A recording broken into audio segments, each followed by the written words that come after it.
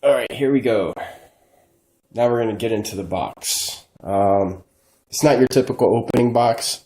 It doesn't open up from the front like like a normal kit would. This one you actually have to pull everything out of the side or out of the end. So bear with me while we try and get this thing open. There we go. Plastic is now off.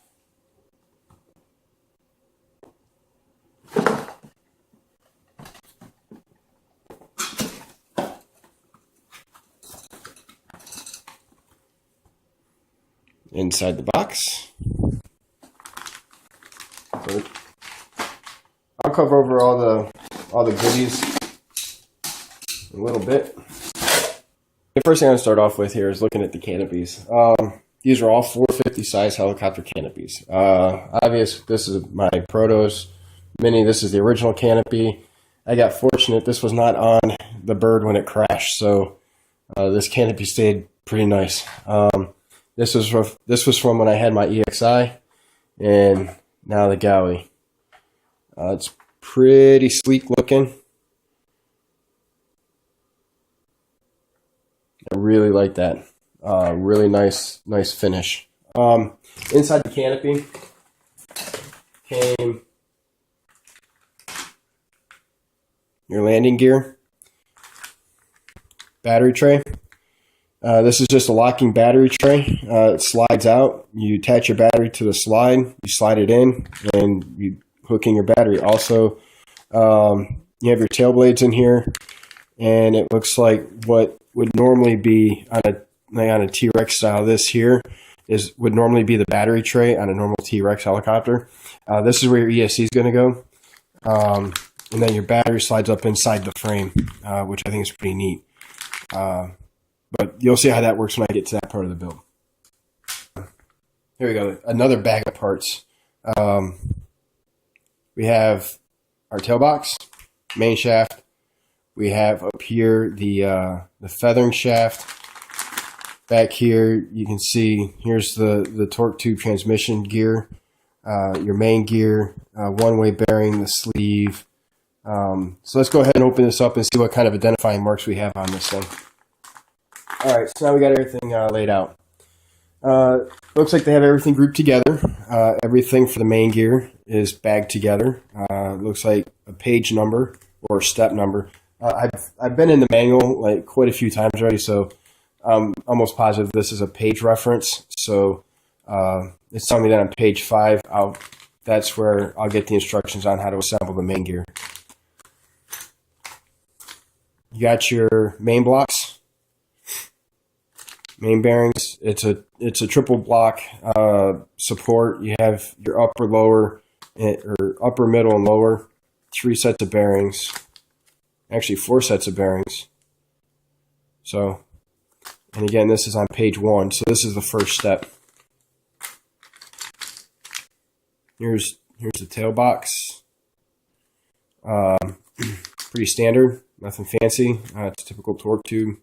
You have a groove cut here for the slot in the boom. And that's pretty much it. Looks like you have an aluminum spacer. Looks like there's only one of those in there. We'll see if there's more. You got your head, feathering shaft, all the bearings, ball links, everything to put the head together. Bushings. The rotor head is aluminum.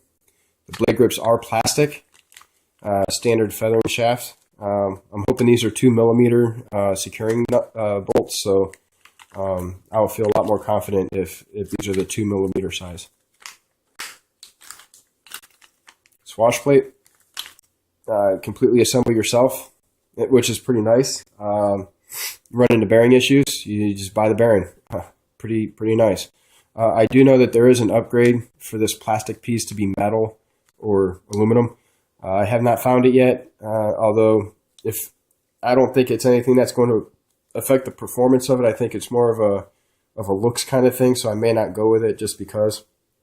And of course, all of your ball links to build your swash. And this is on page 8.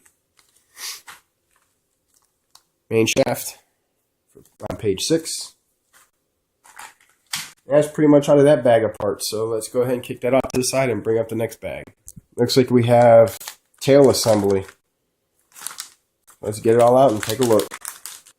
All right, start up here.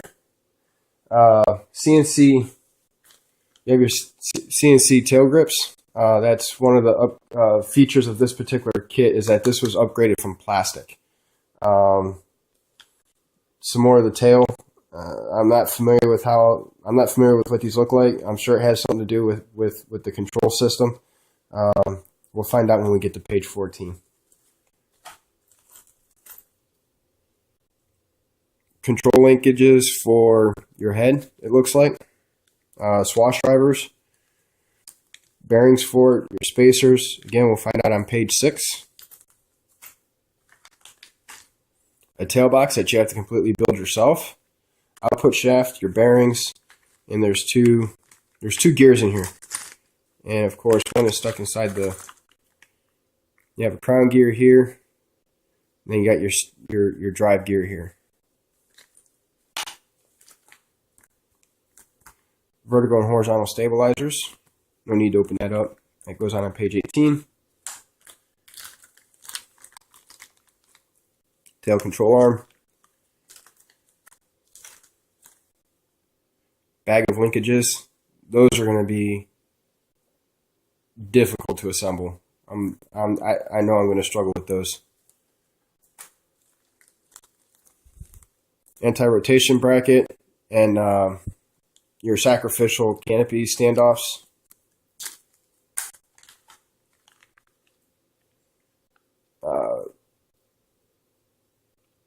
Tail boom support ends. Some more your front drive gear, the front transmission gear, your support for the servo linkage arm to link back to the tail. Support for that. This looks like this would be for the horizontal stabilizer right here. Not sure what all this other stuff is. Again, we'll find out when we get to that step. And it included, looks like, supplemental instructions. But when we get there, we'll assemble it. Oh, these pieces right here. Let me see if I can get them out of the... These here are your torque tube ends. These you actually have to affix yourself. I'm thinking green thread locker on this. We'll see. You have a CNC motor mount. All right, on to the final bag. No, 2 more bags. Yeah, everything's pretty much labeled by size. So if it tells you need an M3 by 19, well, guess what? The bag's labeled. There's no guesswork in this. So keep your screws inside your bags until you're ready for them.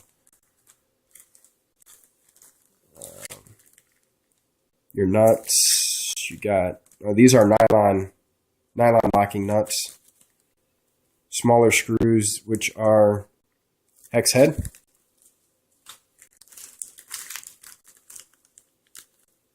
Some more hex. Judging by some of these screws, it doesn't look like we're going to be using a lot of thread lock on this. I didn't see too many metal inserts inside those plastic pieces, so I think a lot of this is going to be thread lock free. Just based off of what I've seen in the manual, the only spot where I see where you start actually using it is on the main gear. So we'll see how that turns out. Must be extra, it's not labeled.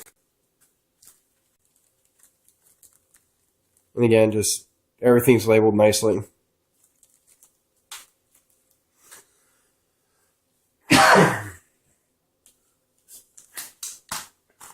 And the frame. Looks like you have a carbon fiber frame insert. I don't know, right there. Yeah, carbon fiber frame insert. I know that these are for the servos, the aileron and pitch, as you were, aileron and elevator servos. The 2 front ones. And it does appear that the frame halves are not identical. You have a piece right here That is not right here. So gonna have to pay attention to which side you're building when you get to the building part. If it tells you to build the left side, you need to make sure that you grab the left side. And that wraps up all the parts.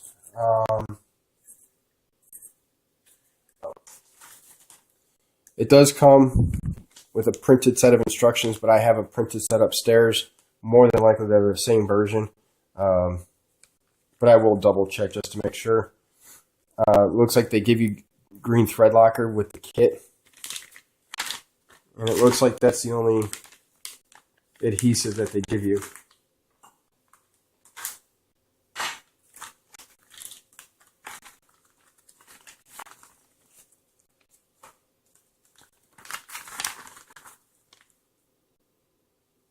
Shims, in case you need them.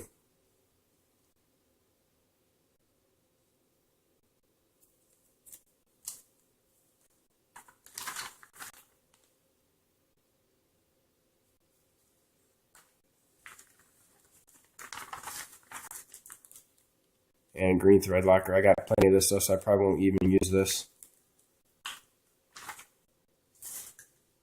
Yeah, okay, let me open up the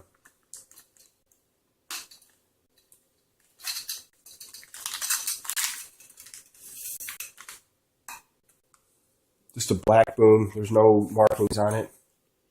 Your torque tube. It's hollow. Control rod. And this actually feels pretty beefy for a control rod. It feels a lot more thicker than the Align style, that's for sure.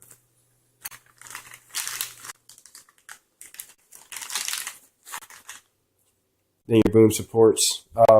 When you go to do your boom supports, you're going to want to have some kind of epoxy to attach the ends on with. I do have a plastic safe epoxy that I use by Loctite, so I'm going to be doing that early in the build. So throughout the build, when I get to that stuff, if you don't see me attach that stuff, it's because I'm already going to have it done, because I don't want to be held up while it cures, basically.